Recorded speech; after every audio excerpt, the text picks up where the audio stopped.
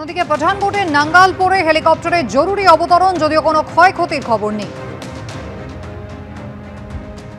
হেলিকপ্টারটির জরুরি অবতরণ করা হয় পঠানকোটের নাঙ্গালপুরে, যদিও কোনো ক্ষয়ক্ষতি নেই এমনটাই জানা গিয়েছে।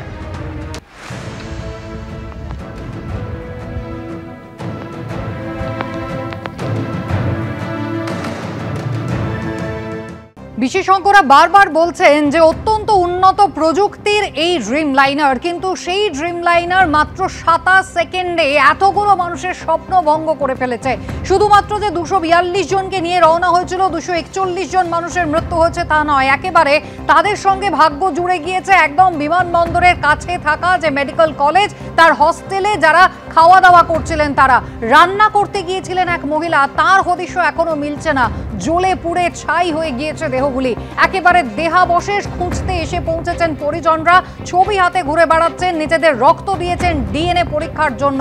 কবে হদিশ পাওয়া যাবে, আদৌ হদিশ কি মিলবে, প্রশ্ন কিন্তু এখন একেবারে আহমেদাবাদের আকাশে বাতাসে ঘুরছে।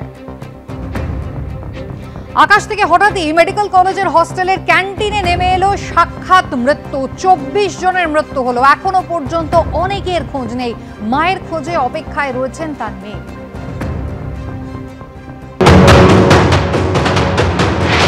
मेरा मम्मी और भतीजी दोनों को गए डॉक्टरों का खाना बनाते।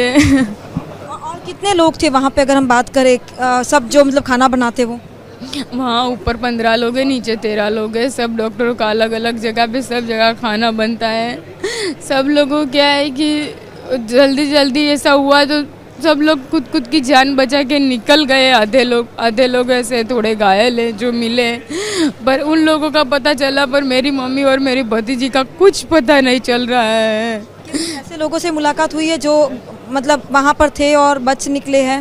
हाँ हुई है, ऐसे लोगों की मुलाकात 2 लोगों की हुई जो वहाँ बर्तन कर रहे थे और एक माँ से खाना बना रही थी। वो उनका पूरा ऐसा टूटा फूटा है, अभी पर तबीयत अच्छी है उनकी। मेरी मम्मी का कुछ पता नहीं चल रहा है अभी तक कुछ। कल से हम लोग ढूंढ रहे हैं। हमें ऐसा बोला कि न्यू सिविल में जाओ, सब जगह पे हम लोग दे दिया मैं डीएनए सैंपल। বিমান থেকে মাত্র একজন নিজের কপাল জোরে বেঁচেছেন, কেউ দেরি করে পৌঁছেছেন এবং সেই কারণে বিমানে চড়তে পারেননি, তাই বেঁচে গিয়েছেন তিনিও। সাপে বর হয়েছে তার। আবার দুর্ভাগ্য কিন্তু কাউকে কাউকে একেবারে তাড়া করে ফিরেছে। আহমেদাবাদের একই পরিবারের 5 জনের মৃত্যু হয়েছে এই দুর্ঘটনায়। স্বামী, স্ত্রী, 3 জন সন্তানকে নিয়ে লন্ডনগামী উড়ানে তারা চেপে বসেছিলেন, মনের আনন্দে সেলফি তুলেছিলেন। কে জানতো এই সেলফি তাদের তোলা শেষ সেলফি।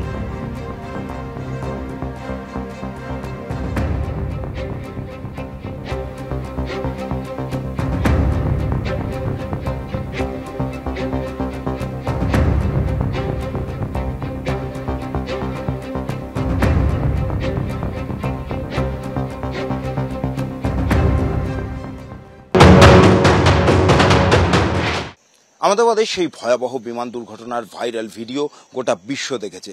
আর সেই ভাইরাল ভিডিওতে বিমানটিকে যে ছাদের উপর দিয়ে গিয়ে মাটিতে আছড়ে পড়তে দেখা গেল, সেই ছাদে এই মুহূর্তে আমরা রয়েছি। ইটের দেওয়াল দেখা যাচ্ছে ওই ভাইরাল ভিডিওতে। এই দেওয়ালের ওপর দিয়েই কার্যত এই দেওয়ালের উপরে যে ছাদ, সেই ছাদ ছুঁয়েই বিমানটি যাচ্ছে বলে মনে হচ্ছিল। তারপরেই গিয়ে সামনে মেডিকেল কলেজের যে হস্টেল রয়েছে, সেই হস্টেলের উপর গিয়ে আছড়ে পড়ে বিমানটি। এখনো পর্যন্ত সরকারিভাবে জানানো হয়েছে 265 জনের মৃত্যু হয়েছে। আজকে সকালেও সেই 265 জনের পর আরও মৃতদেহ উদ্ধার হয়েছে। এখনো উদ্ধার কাজ চলছে। এর পিছর দিকের অংশ, যেটাকে বলা হয় টেল অফ দ্য প্লেন, সেটা এখনো মেডিকেল কলেজের সেই হস্টেলের ছাদের উপর আটকে রয়েছে এবং মেডিকেল কলেজের সেই হস্টেলের বিল্ডিংটিও কার্যত ধূলিসাৎ। 2টি ইঞ্জিন একসঙ্গে বিকল হয়ে যাওয়ার ঘটনা কিন্তু বিরল। তাই এই ঘটনার নেপথ্যে অন্য কি রহস্য রয়েছে সে বিষয়টি খোঁজার চেষ্টা চলছে।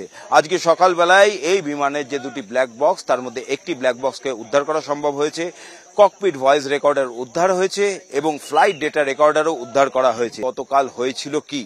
বিমান দুর্ঘটনার পিছনে যান্ত্রিক কোনো গোলযোগ ছিল, নাকি পাইলটের কোনো ভুল ছিল, নাকি এর নেপথ্যে কোনো ষড়যন্ত্র রয়েছে? এই সমস্ত তথ্যগুলো সংগ্রহ করার পরেই কিন্তু কোনো সিদ্ধান্তে পৌঁছাতে পারবেন এই তদন্তকারীরা।